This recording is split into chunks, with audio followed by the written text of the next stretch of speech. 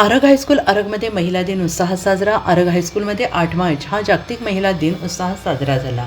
या कार्यक्रमाच्या अध्यक्षस्थानी सौ सुनीता पाटील होत्या. प्रमुख पाहुणे सौ अलका काळे आणि डॉक्टर सौ प्रियंका जाधव या होत्या. कर्तृत्ववान महिला सौ शशिकला गावडे, सौ वैशाली पाटील, सौ अनिता चौगुले, सौ शैला कागवाडे यांचा सत्कार करण्यात आला. तसेच कराटे चॅम्पियन मुली स्नेहा हावरी, अंशिका जाधव, श्रेया नुलके यांचा सत्कार करण्यात आला. प्रमुख पाहुण्या सौ काळे यांनी महिला सशक्तीकरण आणि सबलीकरण यावर सुंदर व्याख्यान दिले.